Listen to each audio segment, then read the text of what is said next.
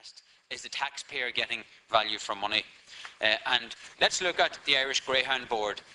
Let's look at the Irish Greyhound Board figures which were presented over a period between 2007 and 2012. Now, the total turnover projection by the CEO, Mr. Neelan, back in 2007, in a strategic plan presented to the Minister at the time, was that by 2012, the total turnover would be 75 million from the 48 million back in 2007. And that he was confident of achieving it. The reality is something totally different. And if you look at 2007, the total figure was 48 million, 2008 was 44 million, 2009 32 million, 2010 24 million, 2011 24 million, 2012 19 million. A reduction of 60.4%. How can anyone have confidence in an organisation that is getting 10.8 million euro, half of which is coming from the taxpayers this year, and that they're losing, they're not even able to implement their own strategic plan. Now, I would like to ask the Minister in relation to the 2012 audited accounts of the IGB. They were presented to both yourself and Minister Coveney on the 12th of December last, as I understand it. When will they be published? I understand that they're due to go before Cabinet. And why is there a delay in publishing the 2012 accounts, given that we're now approaching the end of the second month of 2014? There are a number of alarming questions in relation to Stadia, both Limerick, that have been raised with you, Minister, and Dundalk. And I would like if you would expand on the record. I don't have the time to go into the queries as to the ringer situation in Dundalk, the audit that was carried out there, the manner in which the auditor's findings were not published by the board. In fact, the board, the IGB, published their own findings. The issue in relation to Limerick and the bend issue, or the distance in the track. You might expand on that particular issue as well, Minister, and the manner in which Limerick Greyhound Stadium, one of the best in the country, continues to lose substantial amounts of money on an annual basis. If you can provide us with an input in that as well.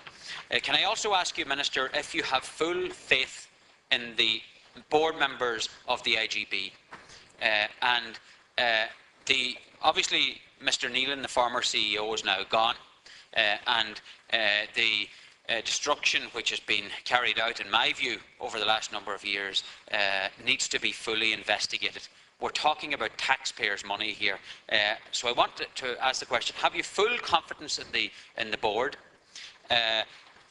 Who will reappoint the CEO? Will it be the board who will reappoint the CEO, as has been the case heretofore? Or will the Department of Agriculture step in to appoint a new CEO?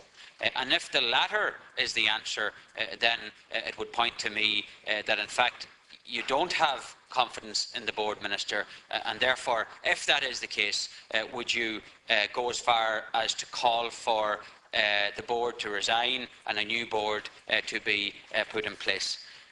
One of the genuine board members of the Irish Greyhound Board wrote to yourself, Minister, on the 19th of July last, outlining his major concerns, Mr. Brendan Moore, on the 19th of July. I have a copy of the letter here. 1 minute, sir. And he raised a number of extremely pertinent questions. He went on to say that at the present moment, Board Nagong is heavily indebted to a commercial bank. As the debt is not state guaranteed, the tracks are taken as security. The failure of Board Nagong to identify and deal with a doomed business model for the last 5 years has placed the industry on the cusp of disaster. Confidence in the industry is at an all-time low. The board and executive have not dealt with these issues in a transparent and competent manner, leading to massive reputational damage at home and abroad.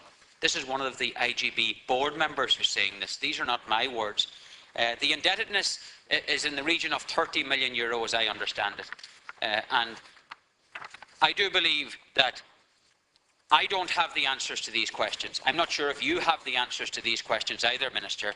And if those answers are not available, I do think it is time that a full independent investigation is carried out. An independent audit is one thing. I do believe, given the nature of the monies involved, a full and transparent public independent investigation of the operations of IGB is now overdue, and I will call on you today, Minister, to provide that platform for that investigation, because this is an issue that will not go away. Taxpayers' money is called into question here, millions of euros worth of taxpayers' money, and if you look at the performance of the IGB since 2007, then it leaves an awful lot to be desired. And why are they refusing to meet the breeders, the Irish Greyhound Owners and Breeders Federation? They've refused to meet them.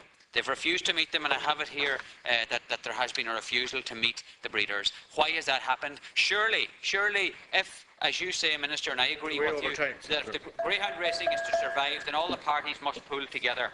A unified approach, though, would appear to be unlikely, given that the board and indeed yourself, Minister, and Minister Coveney continue to exclude. Industry, as we know, is a very substantial employer. It's not up there yet with the horse racing industry in terms of funding or employment, but it is still substantial. It is concerning, though, that we see that breeding is down 40% and that there are a shortage of dogs for races at the moment. The latest estimates claim that almost 10,500 jobs depend on the industry and that these yield over 21 million in taxes to the exchequer. The greyhound industry is funded through the Horse and Greyhound Fund, as we've heard, at a ratio of 80-20. That is to say that the horses get 80% and the dogs just 20%. And we would hope that the greyhound ratio would increase. It will be contributing more to the exchequer now when the betting bill is enacted. The potential for the industry is huge. Already it's estimated that 40,000 tourists, has been said, attended greyhound races last year. But I think there is a serious issue around the perception of the industry at the moment, and very serious questions around governance that need to be asked. The industry has modernised and made its image more sophisticated. The greyhounds, while attracting corporate clients and tourists, must also be supported to continue to provide the facilities and recreation it always has to its usual punters on small tracks all over the country. It's a very Irish sport and we're unique in this. For this very reason, the regulation and funding of it must be according to the very best practice. For this reason too, the Minister must look to the debts which the Irish Greyhound Board has run up in the building of its new track in Limerick. Minister, I've been in contact and I'd like to welcome representatives on behalf of the North Eastern and the Dublin Greyhound Members and Breeders Association to the gallery today. They're very welcome. And I've been talking to a number of people in the industry who have raised serious concerns, and there is that issue that the representatives of the industry have been looking for meetings with yourselves, Minister, and with the IGB, and they're telling me they're not forthcoming. So I'm hoping you'll be able to put that to bed today and tell us that you will have a meeting with them as soon as possible. There are serious issues around the debt on the IGB. There have been resignations from the organisation in recent years, lots of questions around that, serious questions about the rebuild of Limerick, for example, and the redesign of the first bend there in particular, and some of the legal issues that have pertained to that, injuries to animals, etc. I am also hearing that there is a sense that there's a huge amount of cronyism on the boards of the greyhound tracks, that the boards have been filled up with political cronies, which isn't necessarily the best way to go, that these people don't necessarily have the relevant expertise, and I'm hoping you might talk about that. But I think really one of the biggest issues I'm hearing is around the doping of dogs and the amount of using enhancers and drugs to enhance their performance, that really is dealing a death blow to the whole industry. In 2012, I understand that there were 6,000 samples taken from dogs, but up until January of this year, only 17 results of those tests have been published. There are also, I believe, there is a need for more independence of the control committee. That it would be independent of the IGB, and that the people would be absolutely clear that any kind of regime of doping will not be tolerated in the Irish greyhound industry. I would also call for the publication and the transparent publication of all the tests that have been done, and to do that forthwith. I know that there have recently been PAC hearings, and I note that you mentioned that in your speech, but you don't go into the detail around that. I would imagine that there's going to be a follow-up to the PAC hearings, the Public Accounts Committee hearings, and I'll be following up with my colleague Mary Lou MacDonald on that issue to make sure that we have full transparency around the financial issues relating to the IGB. I note as well, I'm led to believe that the tote figures, for example, are kept separate from the actual track accounts. that the tote itself over recent years has been the money-generating operation, and that the tote is paid straight, it goes into the IGB itself, and the tracks themselves are finding it very difficult to maintain a day-to-day existence because of the cost of it. But on the tote as well, it has been noted in correspondence that has been said to me that there's a huge difference between the tote receipts that were projected and the tote receipts that have been seen. And even if you take into consideration the economic downturn and compare the tote and the tote figures for the horse racing industry to the greyhound industry, that in 2012 you have a 60.4% change in the tote compared to the horse racing industry of 14.8%. There seems to be something very strange going on here, Minister. So I think what we need to be saying here is that we've an industry which has very low morale among many of those ordinary punters involved in the industry. Can you reassure us that the Department is aware of the financial situation in Board and Gun, and tell us if there is cause for concern, and when you will ask to make sure that the Board and Gun 2012 accounts are produced? There are 2 reports of investigations into the sport commissioned by Board and Gun which have not yet been published. Are you aware of the content of those reports, and can you reassure us that proper regulation of the breeding and racing of greyhounds is enforced and that compliance is the norm, and will you publish those reports? And what is the current status of the review of Board and Gun, which is to report at the end of the month? And what's your own feeling about the industry now? And do you have a vision for where it is going? Good afternoon, Minister. I was actually not going to speak because I thought today was greyhound and horses, but it's only greyhound. So I'll be very brief, Minister. I found your speech today, Minister, very comforting, but I was actually, none of us are in the mood for comforting, because all the senators have spoken today.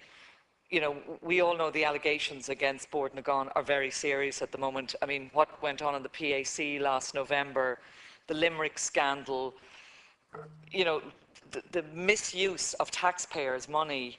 And, you know, one of the reasons I want to stand up, Patrick Wall, who's chairman of Horse Sport Ireland, who has no place in today's speech, but they're getting 3 million from the taxpayer, 3 million from Horse Sport Ireland, when we have a vast number of children and adults alike competing at European level, excuse me. Yet, you know, Board and Gun is getting 10.8 million. Now, I'm not saying you know, the funding provided to Board and Gun, we all want to support the greyhound industry, but not in the way it's been run at the moment. So, Minister, again, even though your speech was comforting, I'm really looking for you to get tough and get belt and braces, can hardly speak today, approach. And, you know, we can use words like corporate governance and, you know, how the executive is running, but it sounds to me like Senator O'Donnell is right. The whole board and executive committee needs to be cleaned out, because it just sounds like, you know yourself sitting there, it really doesn't sound good. And if it was you and me, if it was our company, we would have our sleeves rolled up. I mean, just take, I have a little company. We signed off on our accounts for 2013 yesterday. It's the, what is it, the 19th of February? We haven't signed off on 2012 Board and Gun accounts yet. So that's a little private sector company, you know, who's turned over 20 million. So we're not, you know, we've lots of, you know, intricacies. You know, the accounts are not that easy. But how can we do it so quickly, and it takes you an extra year to sign off your accounts? But you have to say, because you're... Sorry? Okay, well, anyway, it's not good enough. Not good enough for you. Is there an internal audit committee? Has that been in place like there is in all the county councils? There is.